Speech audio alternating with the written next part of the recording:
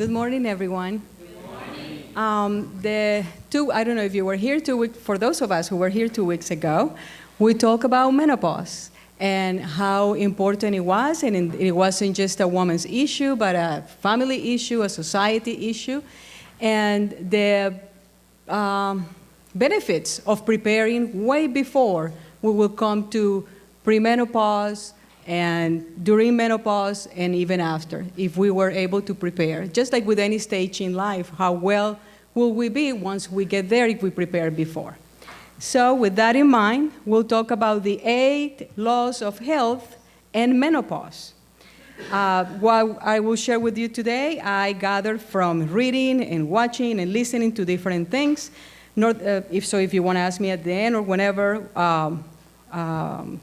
more detail of where I gathered the information, I got it from North American Menopause Society, the Mayo Clinic, the experts in menopause, Mara Claire, MD, and the Cleveland Clinic, and several menopause podcasts.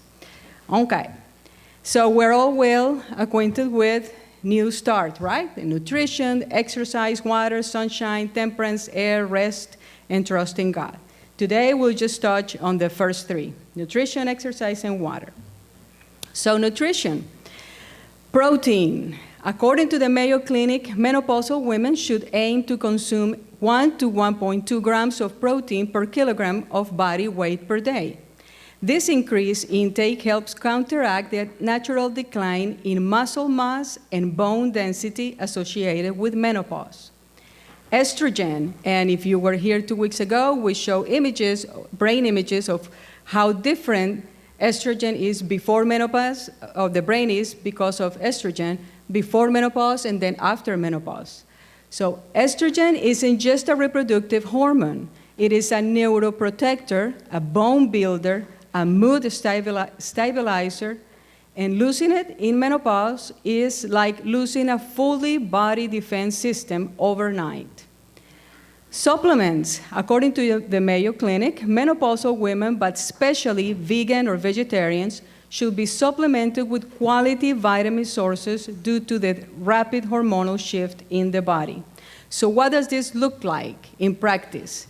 So for the menu of the day, let's say like that, okay? So if for a woman who weighs 150 pounds, daily she should be eating at least 68 to 82 grams of protein, all right? So let's say for breakfast, we have tofu, which for some women, it helps with hot flashes, by the way. We have tofu scramble with lentil, toast, and smoothie, all right? That will be, depending on how much you put in, it will be about 30 grams for breakfast of protein. For lunch, let's say I have lentil quinoa salad with chickpeas and seeds. Again, depends on how much I put in, that will be about 35 grams of protein. For dinner, let's say I have tempeh stir fry with brown rice and edamame. That will be about 40 grams of protein. And I understand that for dinner, this may be on the heavy side for some people. Some people choose to fast dinner. Some people choose to eat popcorn and fruit for dinner. And that is fine if that's what we choose to do. But then we should be paying that much more attention to our breakfast and lunch to come up with ideas where I can have more protein. Why? Because our bodies are 16% made up 16% of protein. So everything from our cells, from our hair, from our organs, everything needs protein. And if I'm going through perimenopause, which is the 8 to 10 years before menopause, and then I hit menopause, my body is not doing the same thing that it was doing before with protein. So I need to help my body have more protein during this time. Estrogen. Foods don't contain human estrogen, but some are rich in phytoestrogens, natural plant compounds that mimic estrogen in the body, though more weakly. This can help balance hormones during menopause. So, for all the women who have a menstrual period, teenagers or older, estrogen during the few days before that time of the month, estrogen levels go down.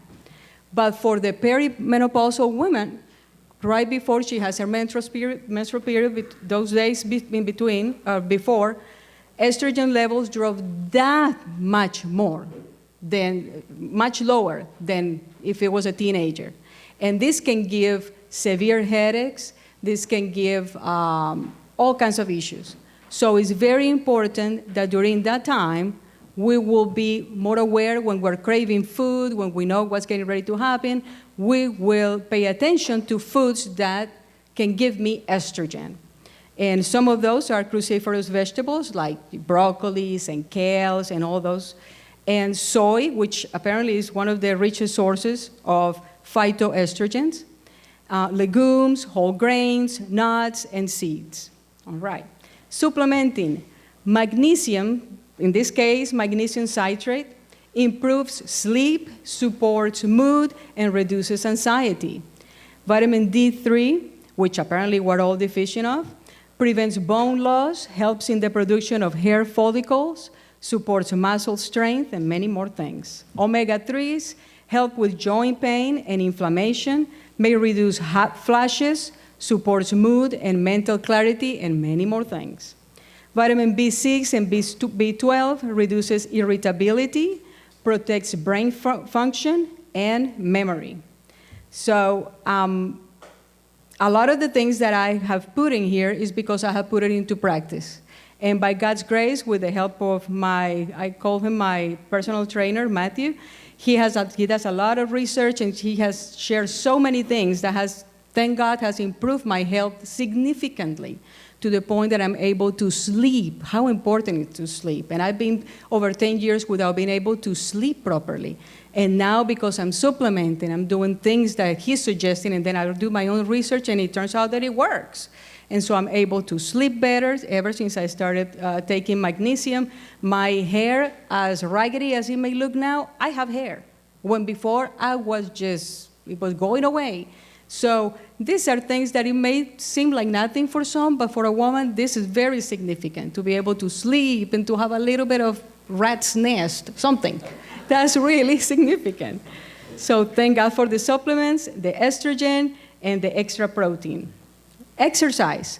So these two things here combined, according to research, apparently work really well to help with a lot of the symptoms that we experience. And also to make us, not just to go by the day, but to really make us stronger. The aerobic exercise and the resistance training. So aerobic exercise. In menopausal women, it supports heart health, improves sleep quality, boosts mood and mental health, and it may reduce hot flashes. What kind of examples here? Brisk walks, jogging, hiking, swimming. I really enjoyed our hike last week. That was so nice. And swimming. I love swimming. Okay, this combined with resistance training 2 to 3 times a week. Resistance training, it is one, according to the Mayo Clinic, it is one of the best ways to manage menopause. It helps improve bone strength, posture, and muscle tone by making your body work against resistance, like weights or bands. So some examples will be short walks with an extra 10% of your body weight using a vest.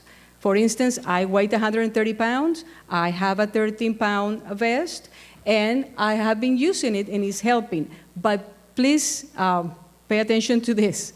If we start, with all the energy and happy, and we have made up our minds to do better, sometimes we can hurt ourselves if we don't know what we're doing or how to do it. If I'm lifting something with the wrong muscles, I am going to hurt myself. I can give myself a hernia and all kinds of other things.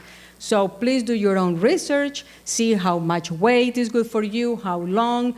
Obviously, if you live in Mount Everest, don't go and get the mail with the vest. But if your mailbox is right there, you can put the vest on and just a little walk here and there to start with. That would be very beneficial. And the bend over rows with resistant bands, as we see it here in the picture. Again, you do your own research and see how you can use it and what is best for you.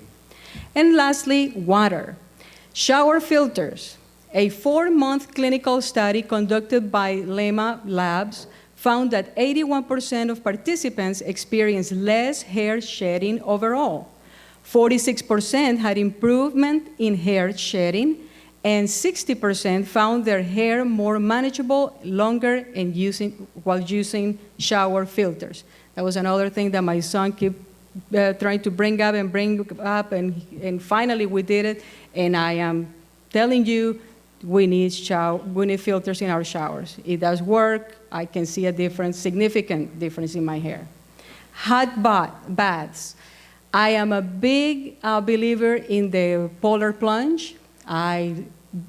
For depression, or when somebody's feeling like they don't have a lot of, you're not feeling that motivated, the cold plunge, the cold water is really, really good for that. But apparently for perimenopausal and menopausal women, hot baths on a regular basis is better than a cold plunge. Now, again, every now and then, for sure it's beneficial, but not on a daily basis for a perimenopausal and menopausal woman. And why is that? Well, relaxation and stress relief. Warm water promotes muscle relaxation and helps reduce cortisol, which is a stress hormone, which is especially helpful during hormonal changes. It improves sleep. Taking a warm bath before bed can improve sleep quality, which is commonly disrupted during menopause. Joint and muscle pain relief. Heat helps ease common perimenopausal aches, especially if there is arthritis or fibromyalgia.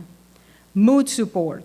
Warm water can help with anxiety and mood swings by stimulating circulation and promoting calm. God desires all who believe in Him to feel the necessity of improvement. Every entrusted faculty is to be enlarged. Not one gift is to be laid aside at any age. As God's husbandry and building, man is under His supervision in every sense of the word. And the better he becomes acquainted with his Maker, the more sacred will his life become in His estimation. Sons and daughters, page 313. So the focus should never be on menopause or the stage in change in our lives. The focus should be does God want me to learn through this stage? Is there an angle that I haven't seen from Him that I can see once I pass through this stage? So the focus should be on Christ, and as we follow Him and obey what He's leading us, hopefully we'll be able to come on the other side better than before. Thank you for listening.